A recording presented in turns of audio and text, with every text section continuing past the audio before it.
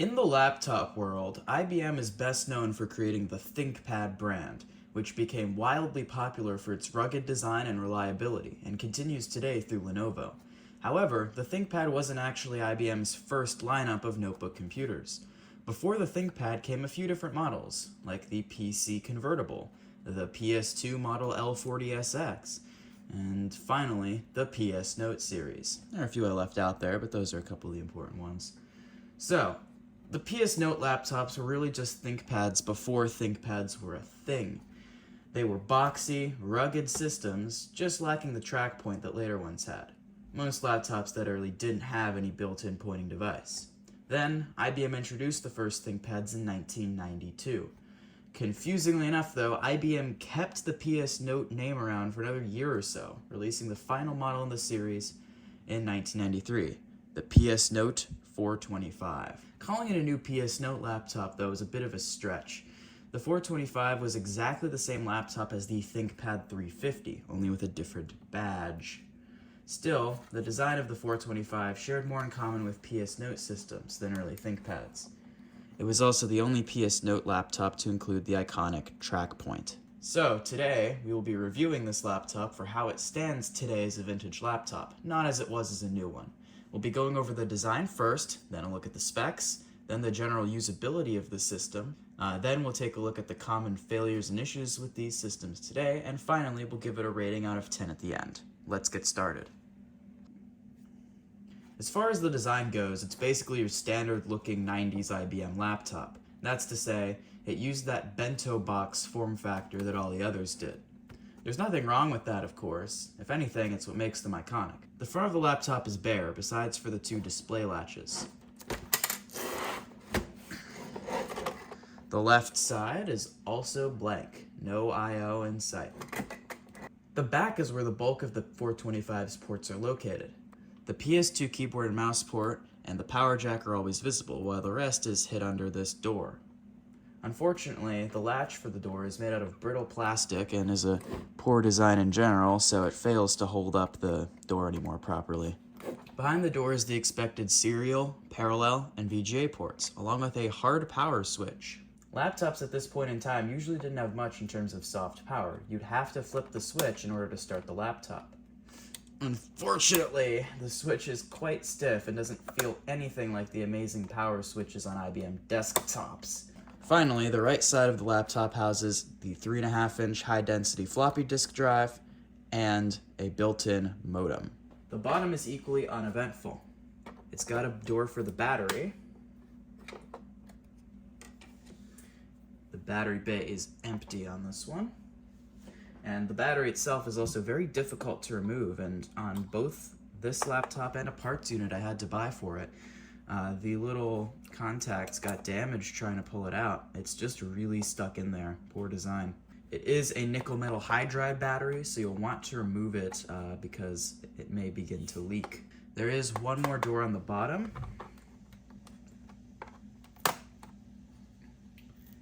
It allows you to access the RAM expansion slot, which appears maybe standard instead of some proprietary RAM.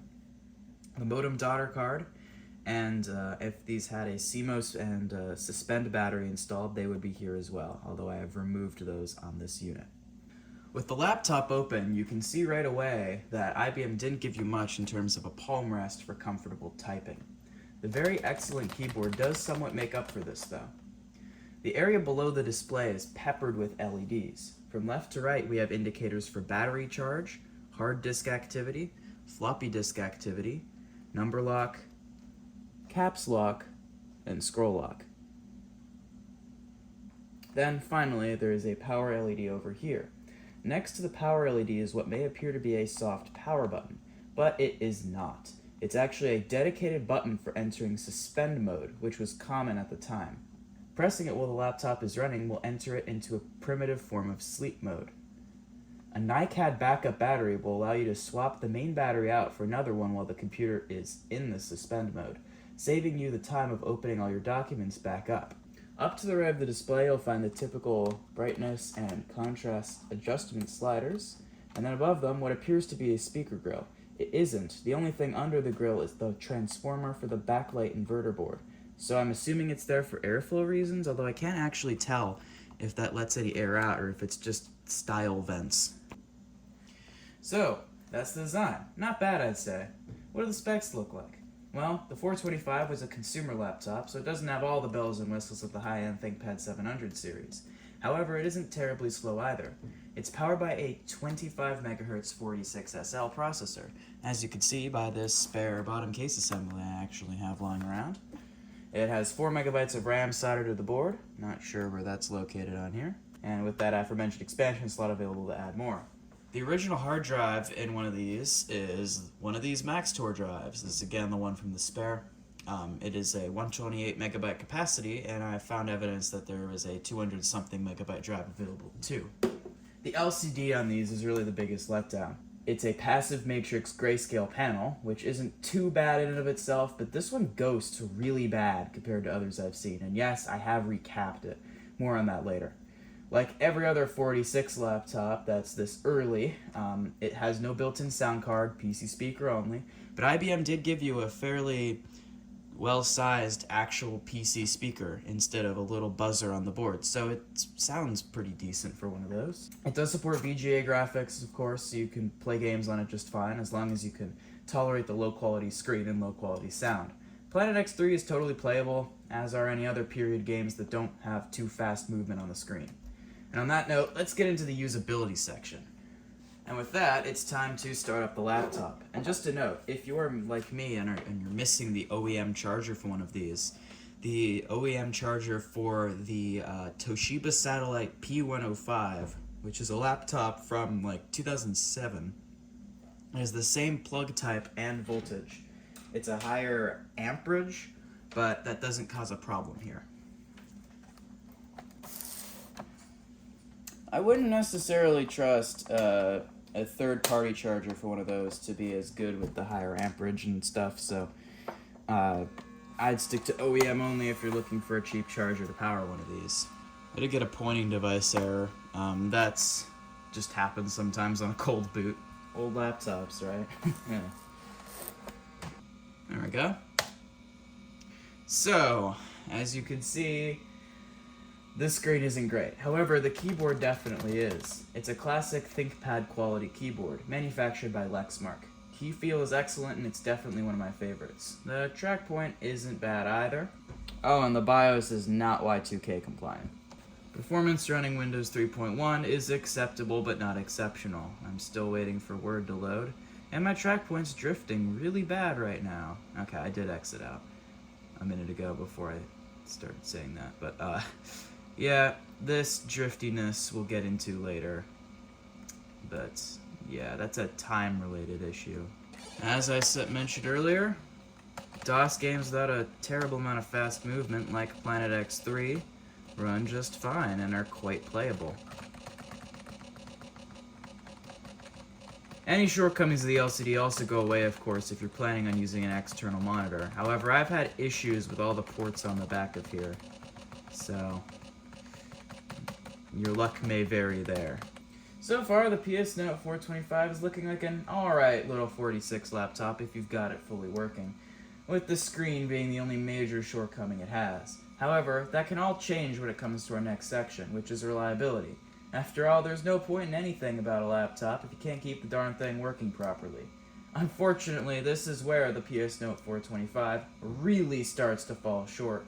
When it comes to vintage laptop reliability, there are really three factors to look at.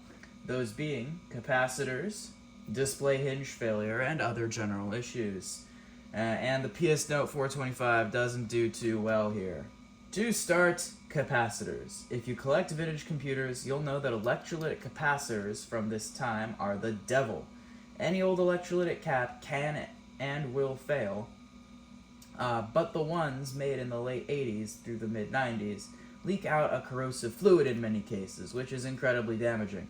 The 425 has one such cap on its motherboard right next to the power jack.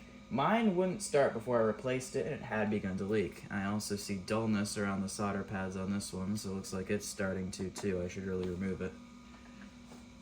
I have no idea if that board works, by the way. I've never even tested it. The LCD panel also has 8 of these caps. Most won't display anything at all before they're replaced. Mine did, but they had begun to leak and wouldn't last long, so I replaced them too. Unfortunately, as you've seen, replacing them didn't make the quality any better. This may be due to me replacing the caps with ceramic capacitors, which I know can cause issues on some LCD displays, but it's difficult to know, and some passive matrix displays really do just look this bad. There are also 2 other surface mount electrolytic caps in the system, one on the backlight inverter board and one on the floppy drive. I haven't replaced those yet, but I really should. Next, display hinges. Unfortunately, the 425 has some of the worst. 90s laptops are plagued with hinge problems, due largely to poor design and plastic that has become very brittle with time. The hinge mounts in the 425 will nearly always snap apart, which will leave you with stress cracking on the housing here, or a completely floppy hinge, as mine has done. This isn't the end of the world if you just prop it up against something like I've done in this video, but yeah, it vastly limits its portable potential. Fixing it is difficult too, just because of how bad the design is. You can go ahead and epoxy everything up, but it will probably end up cracking somewhere else, because the metal hinges themselves have grown very stiff with age and are generally very poor design, unlike most other metal hinges in laptops that you can't really loosen up anymore. And finally, other failures. First off, IBM put a bunch of sound dampening foam inside the case. This awful stuff, it's turning back into oil. It's terrible. So, you'll need to clean that off. The rubber feet on the bottom also melt most of the time. If you saw the tape on the 2 front ones here earlier, that's why. The other part that melts is the rubber track point cap. This is why my track point's drifting. This keyboard came to me with a newer one installed, one of the cat's tongue styles. But the original one is a rubber eraser head style one, and it's not like sticky, it's not like push it and it deforms melted yet, but it does leave residue on the sensors, which causes the drift. I've never seen it this bad on this one though, so I think I might have to clean that. But cleaning it's difficult because if you clean the sensors with isopropyl alcohol, the adhesive that glues them to the plastic rod in the middle can fail, and then you're stuck with a completely non-functioning properly track point, which is what happened on my other keyboard. So you got to be careful with that. The floppy drives seem reasonably reliable.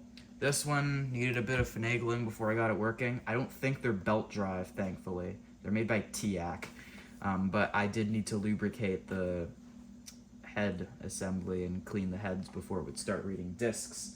The other issue I had with this floppy drive is it wouldn't detect when a disc was inserted. I think the mechanism was just stiff, so if I held it in with my finger, it would read.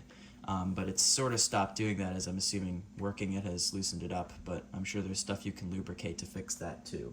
The suspend button also jammed a few times for me, leading to freak power issues. It took me a good while before I figured out that the jammed button was all that was causing them. I thought my motherboard was broken. And as I sort of alluded to earlier, the rear I/O I've had issues with here. The VGA port has worked intermittently, and the parallel port I haven't been able to get working. I think it's a bad design because it's like a vertically mounted subboard, and it's pretty loose, so I'm not sure exactly what's up with that, but that's also something to note. And if it wasn't bad enough already, there are also battery leaks to account for. I mentioned earlier, main battery is nickel metal hydride, so get that one out.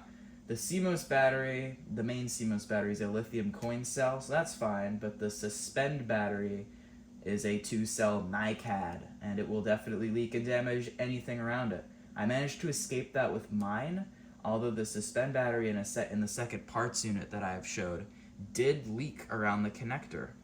Here, I'll show you. That's damage, alright. So yeah, get those batteries out, folks. They won't wait for you, so don't wait for them. And finally, one final word of caution. The ribbon cables for the keyboard on these are super fragile. If you bend them too much, they'll microfracture internally and quit working. It happened with my first unit, and that's the entire reason I had to go out and buy a parts unit, because I didn't have a working keyboard. And that parts unit was actually a ThinkPad 350 branded one, funny enough. They're completely the same. And that's all I can think to say about reliability. As you can see, particularly problematic as compared to other laptops of the time. Usually, another vintage laptop will have at least a couple of these issues, but this one has it all, which is what makes it truly a unique form of unreliable. And so, a final rating, due largely to the reliability issues combined with a bit of the poor quality screen, I'm going to have to give this guy a 3 out of 10 on my laptop review scale. It does have its redeeming qualities, mainly that excellent keyboard. So they would make an excellent typing machine, but again, those hinges ruin the chance of portability. So I can't recommend it for that use case either. It's really in a tough spot, as the only thing I can recommend it for is if you're like me and you enjoy tinkering around with and fixing weird, kinda crappy, unreliable laptops. Which I certainly do, and I love this thing for that, but if you're looking for a vintage 46, look elsewhere. And that marks the end of the first episode of my new vintage laptop review series. If you did enjoy it, feel free to leave a like, and I'll see everyone next time for, I guess my win book will be next, so look forward to that. Anyways, see you all next time. Bye.